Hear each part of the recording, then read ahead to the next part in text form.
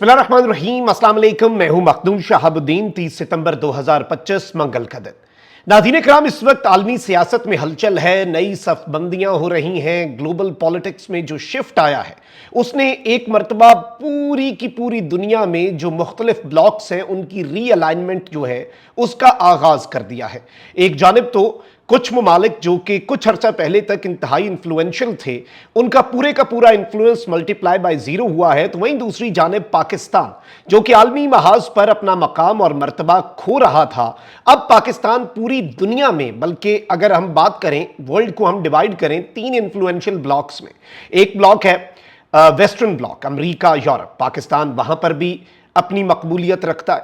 फिर दूसरा अहम ब्लॉक जो है वो गल्फ का है, अरब ममालिक हैं, इन्फ्लुएंशियल हैं दुनिया की फैसला साजी में। वहां पर पाकिस्तान को वो प्रोटोकॉल दिया गया है कि पाकिस्तान आलम इस्लाम में और आलम इस्लाम के फैसलों में फ्रंट सीट पर आ चुका है। और तीसरा ब्लॉक जो है वो चाइना और रशिया का है। चाइना के साथ पाकिस्तान के क्या ताल्लुकात हैं, ये आई थिंक कि इस पर बात करके हम अपना वक्त जाया करेंगे, बिकॉज वो रोजे रोशन की तरह आया है और हम सब के ऊपर ये बात बहुत क्लैरिटी के साथ हमें इस बात का इदराक होना चाहिए कि पाकिस्तान और चाइना के ताल्लुकात क्या हैं, और आपने उसका अमली नमूना पाक भारत जंग में भी देख लिया। अब आता है सबसे इंपॉर्टेंट मुल्क इस पूरी इक्वेशन में जिस पे क्वेश्चन मार्क है, वो है रशिया। अब नाज़रीन कराम, ये चीज आपने ज़हन में रखनी है कि रशिया जो है ना, रशिया अरसा दराज से पाकिस्तान के साथ बड़े हमारे सर्द महरी के रशिया के साथ ताल्लुकात रहे और इंडिया के साथ बड़े गर्मजोशी वाले ताल्लुकात हैं।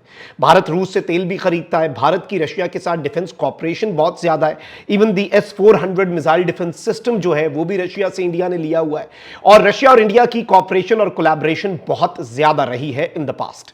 लेकिन हालिया दिनों के अंदर पाकिस्तान ने किस तरह से पूरे का पूरा मंजरनामा बदला है, और अब सऊदी अरब मुआहदे के बाद की जो नई पेशरफ्त है उसने पाकिस्तान को एक डिफरेंट पोजीशन में लाकर खड़ा कर दिया है। और पाकिस्तान की फौज FC के हेडक्वार्टर पर हमला जो हुआ है उस पर रूस ने एक गैर मामूली एलामिया जारी किया है, और इस एक एलामिये से भारत किस तरह से फंस गया है और यह किस तरह से वाज़ेह करता है कि इंडिया जो है उसे कॉर्नर कर दिया गया है, यह चीज आपने समझनी है।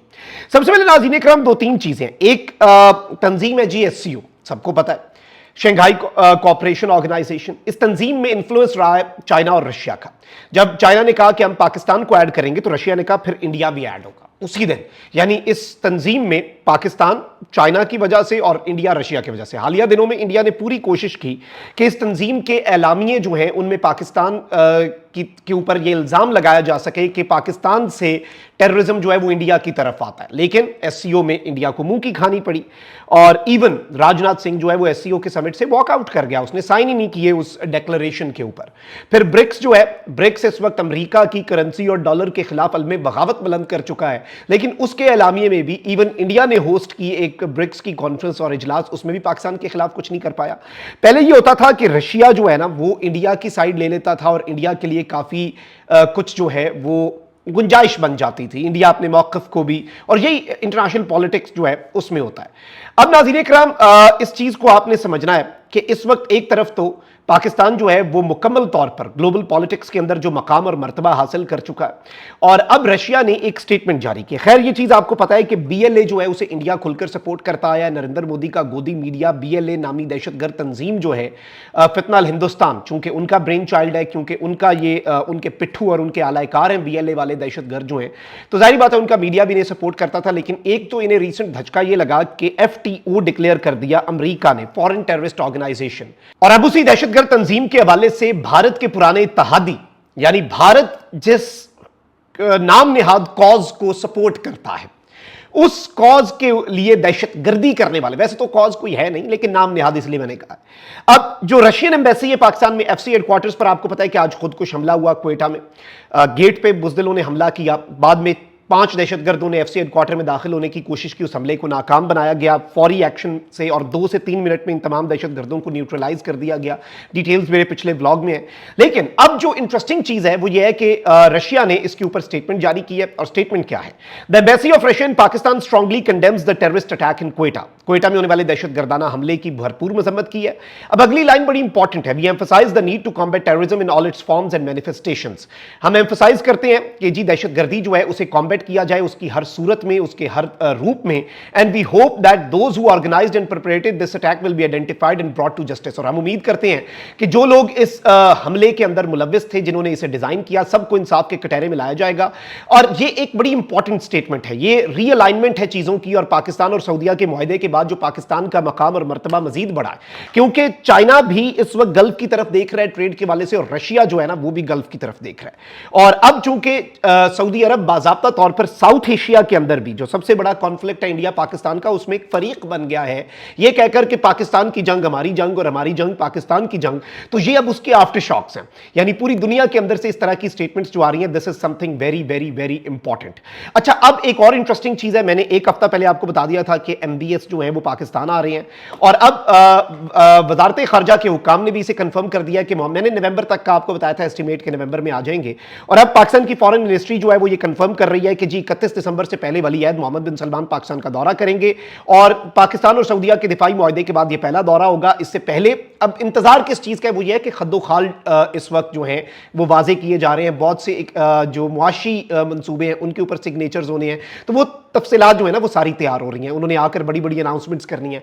अच्छा, इसके साथ पाकिस्तान जो है वो अपनी डिफेंस कैपेबिलिटीज को भी लगातार बढ़ाता जा रहा है, जो कि ऑब्वियसली इस रीजन के अंदर मुख्तलिफ ममालिक देख रहे हैं। इंडिया तो फंस चुका है, इंडिया तो अब रशिया जो है वो भी, उसने जो स्टेटमेंट दी है ना BLA के हवाले से, उसने कहा है उस स्टेटमेंट के अंदर है कि जो इसके पीछे असल बैठे हैं उन्हें भी इंसाफ के कटहरे में लाया जाए। ये भी इस वक्त इस जानिब एक बड़ा क्लियर इंडिकेशन है कि इंडिया किस तरह से अपने नैरेटिव के अंदर तनहा हो चुका है।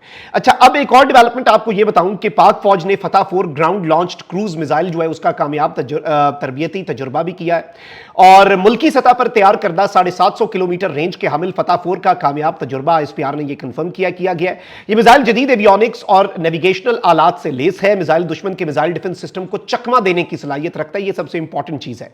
और बेसिकली ये करता क्या, ये ग्राउंड हगिंग टेक्नोलॉजी है, यानी ये जमीनी सतह के साथ साथ परवाज करने की खसूसियत रखता है, यानी कोई ऐसे भी टेरेन है तो ये ऐसे ही उसके ऊपर से ट्रैवल करेगा, और ये जमीन के साथ साथ तो ये करेगा क्या कि ये मिसाइल डिफेंस सिस्टम जो है उसे चकमा देगा। इन खसूसियात के बायस ये मिसाइल अहदाफ को इंतहाई दुरुस्तगी के साथ निशाना बनाने की सलाहियत रखता है। फतह 4 missile army rocket force command का हिस्सा है, जो पाकिस्तान आर्मी के मिसाइल निजाम की रेंज और सलाहियत को मजीद बेहतर बनाएगा। और अभी रिसेंटली पाकिस्तान आर्मी ने रॉकेट फोर्स का ऐलान किया, और अब फतह 4 मिसाइल जो है उसका तजुर्बा करके इसे रॉकेट फोर्स कमांड का हिस्सा बना दिया गया है। चीफ ऑफ जनरल स्टाफ पाक फौज के सीनियर अफसरान और साइंसदानों और इंजीनियर्स जो हैं उन्होंने तजुर्बे का मुआयदा किया, और इस सब के अंदर फतह 4 के कामयाब तरबियती तजुर्बे पर शरीक दोस्तों, साइंसदानों और इंजीनियर्स को मुबारकबाद दी गई। यह भी एक बड़ी आम चीज है। और पाकिस्तान और चाइना की कॉपरेशन, देखिए रशिया वाला मामला जो मैंने आपके सामने रखा ना, उसे आप कनेक्ट करें। नरेंद्र मोदी SCO समिट में गया, चीन ने कहा वापस जाओ, और परेड अटेंड करने की कोई जरूरत नहीं। और रशिया के दो सबसे बड़े इत्तेहादी हैं, एक तरफ नॉर्थ कोरिया, एक तरफ चाइना। तो वो जो परेड के विजुअल्स थे, यानी सामने 4 बंदे खड़े हैं, पाकिस्तान का प्राइम मिनिस्टर, नॉर्थ कोरिया का किम जोंग उन, रशिया का व्लादिमीर पुतिन और चाइना का शी जिनपिंग। तो इस चीज को भी आपने ज़हन में रखना है कि ये चीज भी पाकिस्तान की इंपॉर्टेंस जो है उसे वाजे करती है। And I think this is something very big, very huge, and let's see how things unfold. मामला किस तरफ को जाता है, लेकिन ये इंडिया के लिए एक और बड़ा धचका बिलाशुबह रशिया का पाकिस्तान के साथ खड़ा होना, दिस इज समथिंग बिग। अल्लाह ने की बात, पाकिस्तान जिंदाबाद।